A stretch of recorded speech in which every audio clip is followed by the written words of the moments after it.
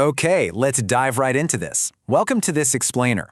If you're just throwing together a quick AI prototype to use yourself, a simple prompt is, well, it's totally fine. But creating a full-blown application to power an entire organization, that is a massive leap.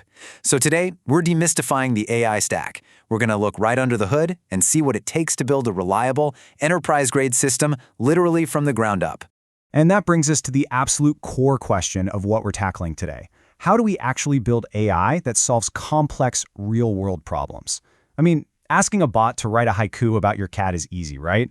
But solving meaningful, multi-layered problems, that requires real structural thinking. You need to understand the hidden layers of tech that make a truly reliable app tick. To make all this technical stuff concrete, let's use a real-world scenario. Imagine we're building an AI app for a drug discovery researcher. Now, our scientist needs this tool to understand, analyze, and synthesize the very latest, wildly complex scientific papers in their specific domain. So a basic, out-of-the-box model, it's just not going to cut it for a PhD-level task like this. If we just hand them a standard text box, the AI is probably going to struggle, hallucinate a bunch of fake science, or just spit out outdated info. We absolutely need to build a specialized stack. So, here is our roadmap to getting there. We're going to build this stack layer by layer, starting from the very bottom. 1. Infrastructure and models. 2. The data layer. 3. Orchestrating complex tasks. And 4. The application layer. All right, let's start at the bedrock. Section 1. Infrastructure and models, the true foundation of the AI stack. Before we can even talk about the AI itself, we have to talk about where its brain actually lives. Large language models, or LLMs, generally can't run on your standard run-of-the-mill CPU servers. They require heavy-duty AI-specific hardware, specifically GPUs. Now as a builder, you've got 3 distinct paths to deploy this hardware. First, on-premise servers. That's if you have the budget and the physical space to buy and house all this infrastructure yourself.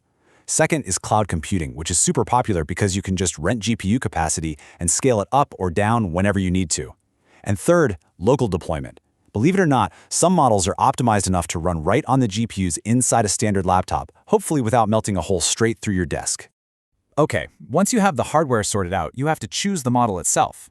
And builders today have a ton of choices. One big dimension is deciding between an open model or a proprietary one, but another totally crucial choice is size.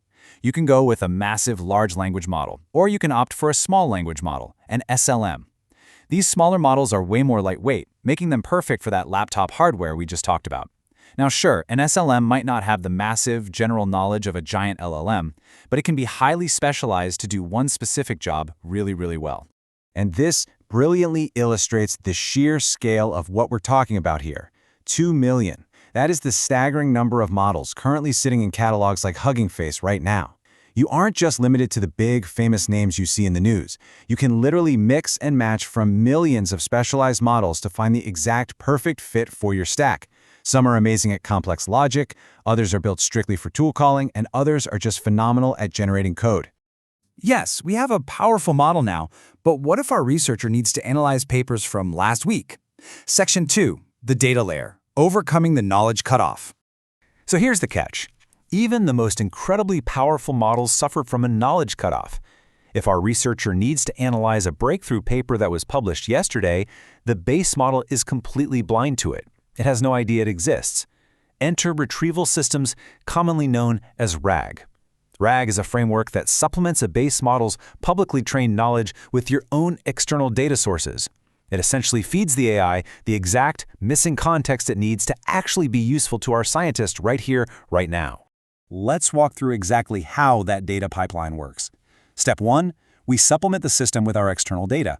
In our case, that's those brand new scientific papers. Step 2, we use a vector database to vectorize that data into embeddings. Simply put, this turns those dense, complex documents into a mathematical format that the AI can instantly scan and understand. Step 3, when our scientist asks a complex question, the model quickly retrieves this newly embedded context and augments its answer with knowledge it didn't even have 5 minutes ago. It's basically like giving the AI an open book test, but you're handing it the absolute latest textbook. Okay, yes, we have the right data now, but a massive task needs more than just a single prompt. Section 3, orchestrating complex tasks, directing the AI's logic.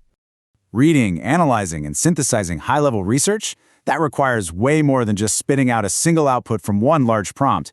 We have to break that initial prompt down into smaller, actionable steps. First, thinking and planning. This is where the model uses its reasoning to map out exactly how it's going to tackle the scientist's request. Next, execution. The model actually gets to work, maybe calling external tools or querying those vector databases. And finally, reviewing. This is super cool. The LLM actually critiques its own generated response to catch errors before it ever shows anything to the user. And what's truly wild is how incredibly fast this specific layer is evolving. With new architectures and protocols like MCP, LLMs are literally being empowered to initiate their own feedback loops. They aren't just passively answering questions anymore. They are actively problem-solving and continuously improving their own outputs on the fly. It's a real game changer. All right, moving up to the very top floor. Section 4, the application layer. This is where the user actually meets the AI. So, the first major factor here is the interface. Now, most of the AI systems we use every day follow a pretty simple design. Text in, text out. You type something, it types back. But, depending on your specific use case, your interface modalities can be incredibly rich. You can have image inputs, audio, raw numerical datasets, or even totally custom data formats. As the builder, you define exactly what inputs and outputs your specific user needs to get their job done. For our drug discovery scientist, usability fundamentally comes down to one word: trust. When they look at the model's output, they absolutely must have the ability to see citations, edit the text, and ask follow-up questions about the AI's analysis. Think about it. If the interface doesn't let the user easily verify the research with real citations, the entire application is completely useless for a PhD-level task. They just can't trust it. The second big consideration at the application layer is integrations. Ask yourself, does your AI app live on a lonely island, or does it connect smoothly into the user's actual day-to-day workflow? You really have to think about inbound integrations. That's allowing other tools the scientist uses to automatically send data directly into the AI, and on the flip side, outbound integrations. That's taking the model's brilliant analysis and automating it straight into the other software platforms your user relies on every single day.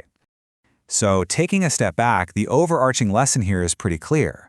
Whether you are painstakingly building this entire solution from scratch, or you're using as-a-service platforms that handle some of these layers for you, your choices absolutely matter. Across this whole stack, from the hardware and the models at the bottom, up through the data, the orchestration, and the final application interface, how you align these layers ultimately dictates the quality, the speed, the cost, and the safety of your entire AI system.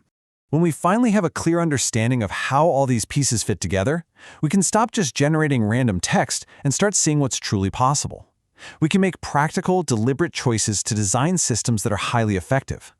So, I want to leave you with this final thought to ponder as you start sketching out your next build. How will you align these layers to